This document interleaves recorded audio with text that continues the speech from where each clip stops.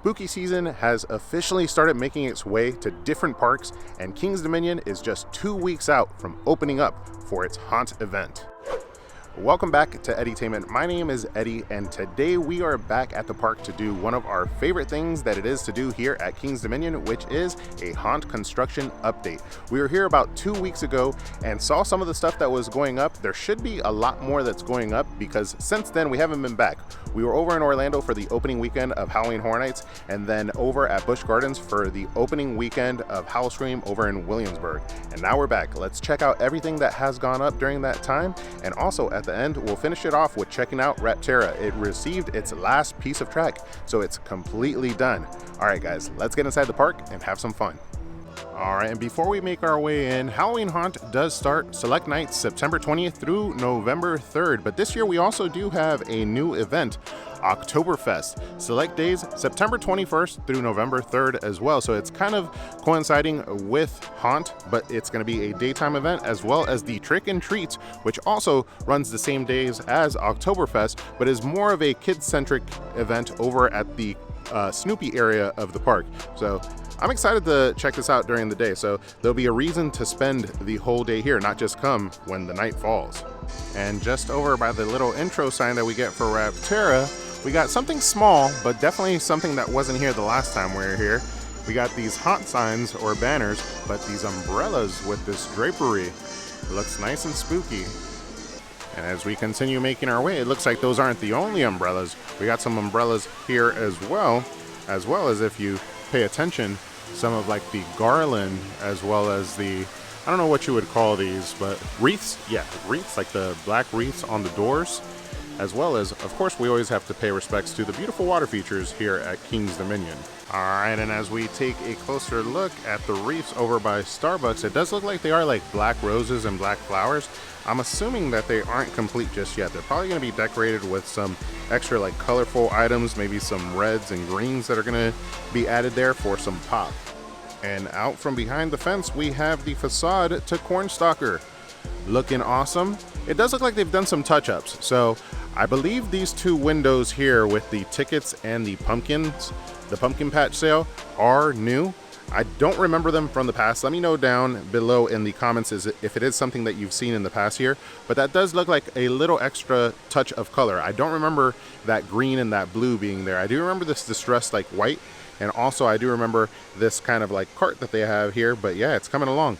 The last time we were here, this was all completely covered. This is a house that's here all year round, and typically they just do small touch-ups every year before opening it up for the event. And that's exciting, guys. We're about 100 feet into the park. We haven't even made it past the Eiffel Tower, and we've already seen a ton of change since the last time we were here. The last time we were here, it was really just towards the back of the park that you could see the construction, but now we got the entrance facades coming to play, and Cornstalker is now full and visible. I'm excited for the event. It's only 2 Fridays away.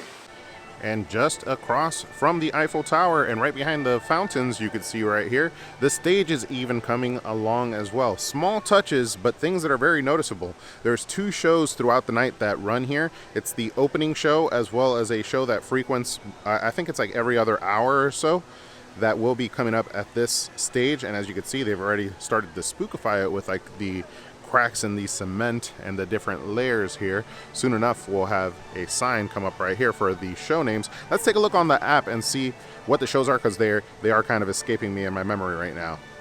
And as far as the shows go, the first show that we have is Blend Rain, which is what opens up the night every single night.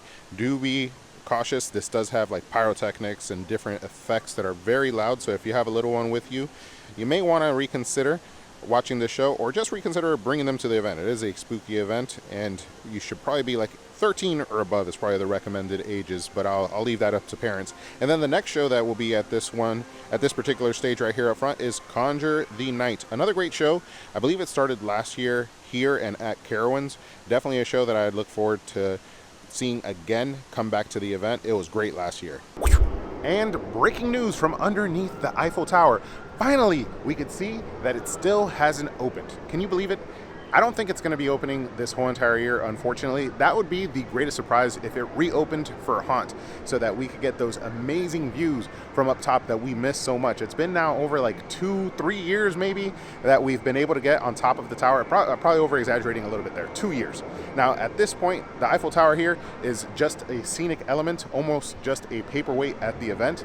But I know that eventually King's Dominion will be able to get it reopened. I just don't know when. I would love an update. Last time we were here, Pumpkin Eater had yet to go up. I could see some of the props now in the distance. We're gonna start making our way through Old Virginia and then make our way left, go throughout the whole entire park and see all the updates that have happened since the last time we were here. And the entry facade for Pumpkin Eater is taking shape. Let's make our way in. I could see some of the other props as well. Now, what was the Food and Wine Festival just a couple weeks ago is now been spookified, and a lot has changed. All the drapery and the purple balls that were up in the air have gone down, and now we got some creatures under different drapes because they're spooky creatures, as well as some little huts and houses that will be used for the Haunt event. Perfect.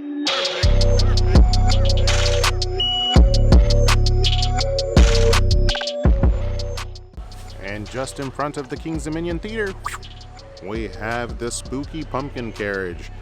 A welcomed sight here at King's Dominion. But I do gotta say, one of the things that I am not too sure about is, has King's Dominion, at least in recent past, utilized the King's Dominion Theater for a haunt show? I feel like that's a huge miss. This is definitely something that could take the event to the next level. Over at Carowinds, they utilize their theater for I believe it's a magic show or some show of some sort. And now my memory always kind of like fails me when it comes to the middle of making these videos, but they do utilize their theater. Why don't we? And returning to this beautifully spooky tunnel, we have Masquerade, and it looks like everything has gone up here as well. We already checked out the Cleaver Brothers Carnival. We checked out the Bayou House. So we're not gonna check that out again. Let's make our way through here and see everything. Hopefully I don't get copyrighted and stricken for the music. But yeah, this whole entire scare zone looks like it's up and running. All right, and as we exit Masquerade, I can't say that I could tell that there's anything that's missing. It looks like it is complete and ready to go. I wonder what that means for Uprising, because if Uprising is up, Cleaver Brothers is done. The other houses are basically up and running as well. The event is all but ready to open. And it looks like the famous spiders have returned over by Delirium, and Uprising looks like a lot has gone up. Let's make our way through. Now, as I said earlier, it's been like 2 weeks since we've actually been back at the park, probably closer to 3, because we traveled all the way to Orlando and back, and then to Busch Gardens Howl-O-Scream. Check out those videos if you haven't already. But man, has the team over here at King's Dominion been hard at work. A lot has happened in those 2 to 3 weeks. And I gotta say, the event is all but ready to open. We're only 2 weeks out, so they probably are starting technical rehearsals.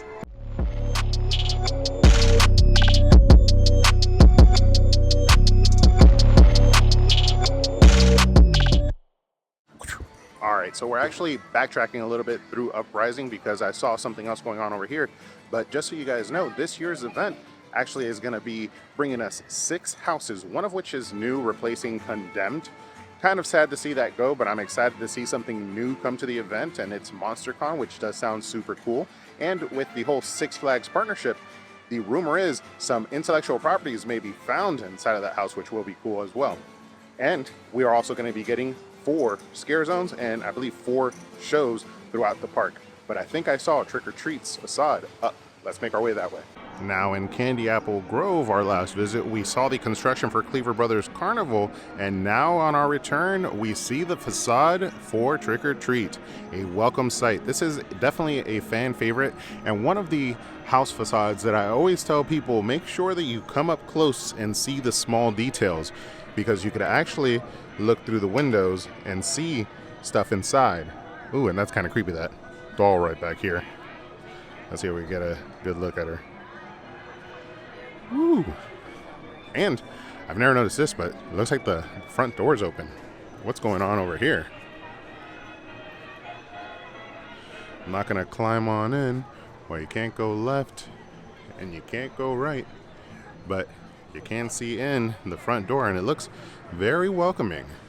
All right, and another walk through Cleaver Brothers Carnival, and from what I could see, nothing new has gone up here, but we're naturally heading this way anyway, because the last thing that we would see is Site X over at Jungle Expedition. We'll see if anything has gone up there, but naturally we'll also head that way so we could see the finalized construction for Raptora. And we head on over to Jungle Expedition, where the area does seem to not have much going on outside of the finalization of the construction for Raptora. But to the keen haunter's eye, there are a couple things that are going on, and let's take a look in addition to seeing the masterpiece that is Raptora now complete.